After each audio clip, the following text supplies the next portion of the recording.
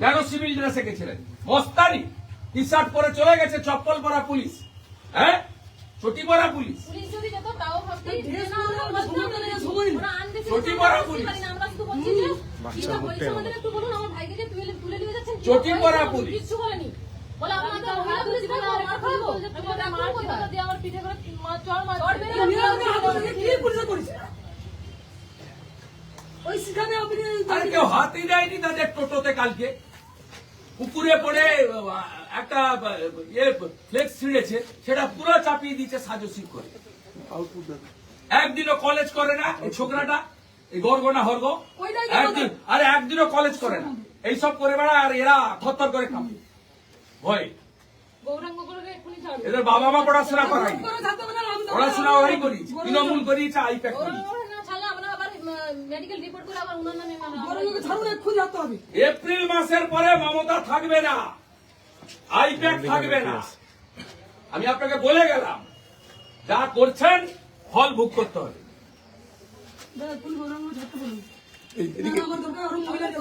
গতকাল নন্দীগ্রাম থানায় উপস্থিত নন্দীগ্রামের বিধায়ক তথা রাজ্যের বিরোধী দলনেতা শুভেন্দু অধিকারী, সেই ছবি আমরা দেখতে পাচ্ছি এবং তার অভিযোগ অনুযায়ী স্থানীয় নেতৃত্বকে হেনস্থা করা হচ্ছে এমনটা অভিযোগ। না না, নেতৃত্বকে তো ঠিক আছে, মিথ্যা মামলা এখানে 400 করেছে। কদিন আগে পঞ্চায়েত সমিতির চেয়ারম্যানকে যোগদান করার জন্য এই আইসি বলেছিল, যোগদান করেনি বলে কবেকার পুরানো একটা কেসে চার্জশিটেও নাম দিয়েছে। সত যা করার করব আমি, সব আমার কাছে তথ্য আছে। এই কালকে ওদের ওই চুরির পাঁচালি পুকুরে নেমে গেছিল, ফ্লেক্স ছিঁড়েছে, টোটো পুকুরে পড়েছে। কোন আমরা এসব মশা মাছিদের গায়ে হাত দিতে বলি না, প্রশ্নই নেই। হিন্দু এলাকায় সব খারাপ কাজে কেউ থাকে না। 11:30টার সময় গৌরাঙ্গ ঘোড়ার ঘরে গিয়ে তার আগে মেম্বার বাড়িতে গেছে, হ্যাঁ গেছে, তাণ্ডব করেছে, করে একে বাচ্চাটাকে ফেলেছে। আর এর মিসেসকে কি করেছে তুমি বলো? সিভিল ড্রেসে গেছে, বডি ক্যামেরা নেই, ইউনিফর্ম নেই। আর এই যে এখানে যে থানার অফিসার, ডিউটি অফিসার, আমি প্রটোকল মেনে এর কাছে এসেছি। Duty officer is the in charge of the PS, যখন যে ডিউটিতে থাকে। আমি একে বলছি সাইলেন্ট দাঁড়িয়ে আছে। আর এই দাবাং আইসি কোথায় আপনার? ডাকুন না, ডাকুন। সেদিন হিরো হয়েছে খুব সোশ্যাল মিডিয়াতে, ডাকুন ওকে। আমি এদেরকে দিয়ে মেডিকেল করাচ্ছি, মেডিকেল করাবো এবং যা করার করবো। কি হয়েছে আপনারা বলুন, বলুন।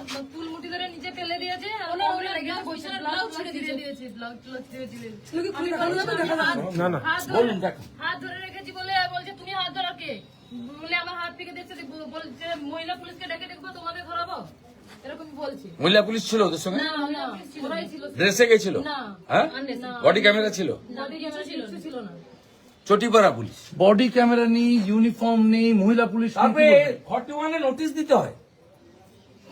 বিলো 7 ইয়ার যে সাজা, হ্যান্ডবুক দেখুন, 41-এ নোটিশ ম্যান্ডেটারি।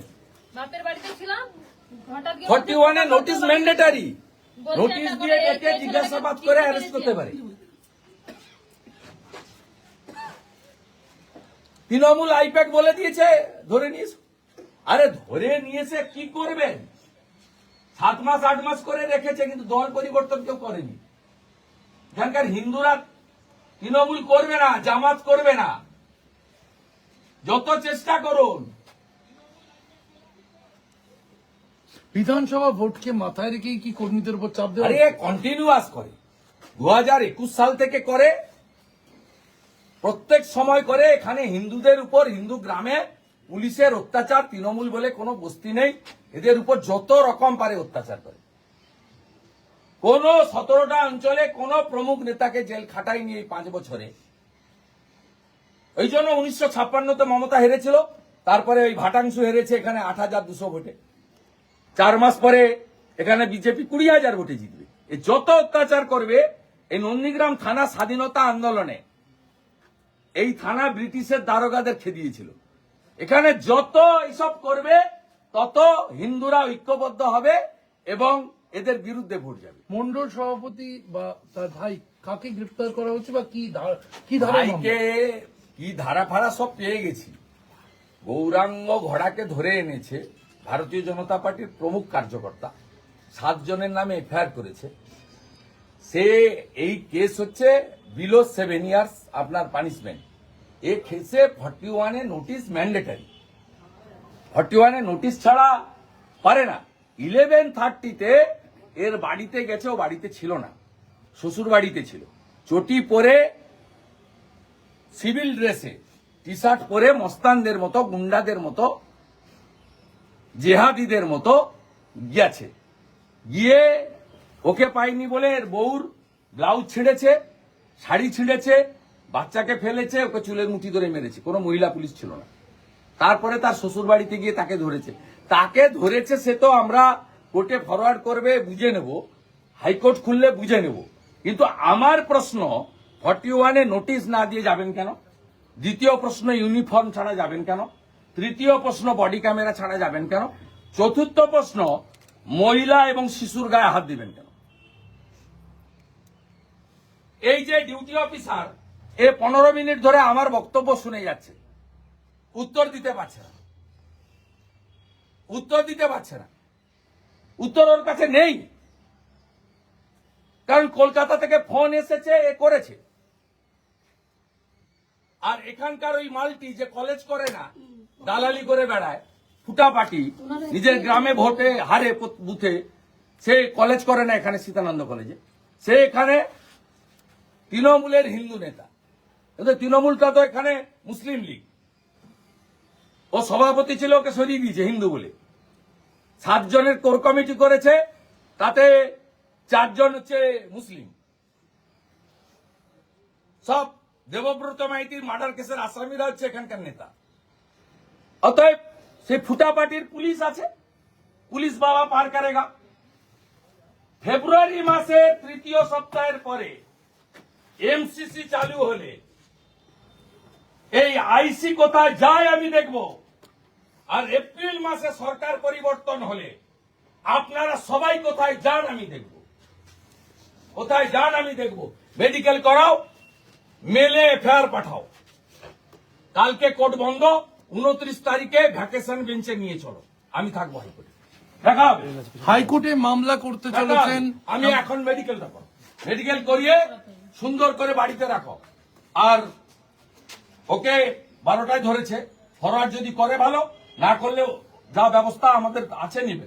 আমাদের লোকে জেলে রাখলেও আপনার যে আছে তাকে বলে দিবেন, একজনকেও আপনার এই আইসি কেন, আপনার যে এসপি ইনচার্জ কেন, কেউ কিছু করতে পারবে না, নিশ্চিন্ত থাকুন। আর এটার হিসাব হবে, আপনাকে বলতে হবে।